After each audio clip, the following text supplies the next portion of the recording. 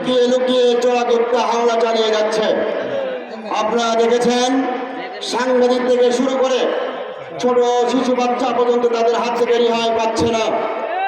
আমরা সুস্পষ্ট বার্তা দিতে চাই, যারা দেশের মানুষকে হত্যা করে বাংলাদেশে থাকতে পারে নাই, ভিন দেশে পালিয়েছে, তাদেরকে আর দ্বিতীয়বার কোনো প্রকার বাংলাদেশে ফেরত আনার সুযোগ নাই। বরঞ্চ বাংলার জমিনে খুনিদের বিচার করতে হবে। ডক্টর ইউনূস সাহেব, এদেশে ছাত্র জনতার রক্ত জীবনের বিনিময়ে আপনাকে ক্ষমতা দেওয়া হয়েছে। আমরা দেখেছি বিগত 10 মাস নয়, 1 বছরও কাঙ্ক্ষিত বিচারের সুফল আমরা এখনো পাই নাই। আমরা বিচারের সুফল দেখতে চাই, সংস্কার দেখতে চাই, দেশের মানুষের প্রত্যেকটি মানুষের ভোটের অধিকার নিশ্চিত আমরা দেখতে চাই। আমরা বিশেষ করে কিশোরগঞ্জবাসীকে বলতে চাই, কিশোরগঞ্জবাসী স্বাধীনতার পর থেকে বাংলাদেশে অন্তত পক্ষে 3 জন রাষ্ট্রপতি এই কিশোরগঞ্জের সন্তান ছিল।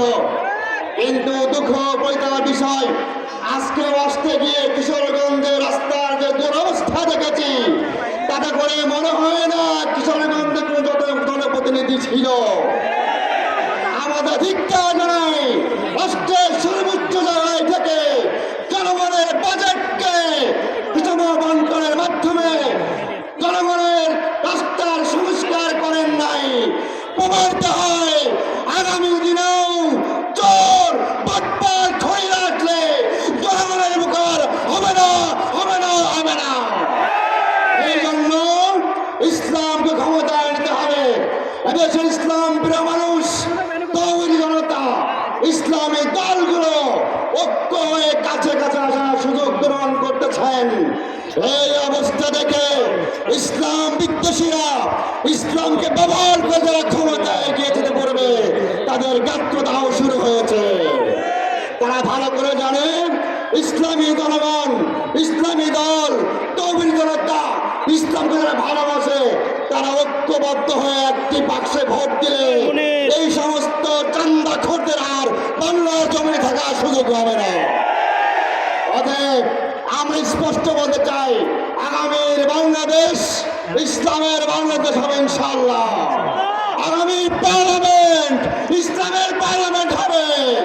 আগামীর প্রধানমন্ত্রী ইসলামের প্রধানমন্ত্রী হবে। আগামী রাষ্ট্রপতি হবে ইসলামের রাষ্ট্রপতি। অতএব সবাইকে আহ্বান জানাবো, কিশোরগঞ্জ জনগণ ইসলামের পক্ষে, মানবতার পক্ষে, দেশের পক্ষে ঐক্যবদ্ধ থেকে ইসলামী আন্দোলন বাংলাদেশের আত্মকমার্কায় ভোট দিয়ে ইসলাম, দেশ, মানবতার পক্ষে, দেশের পক্ষে কাজ করার তৌফিক দান করো। আমিন। আসসালামু আলাইকুম ওয়া রাহমাতুল্লাহ।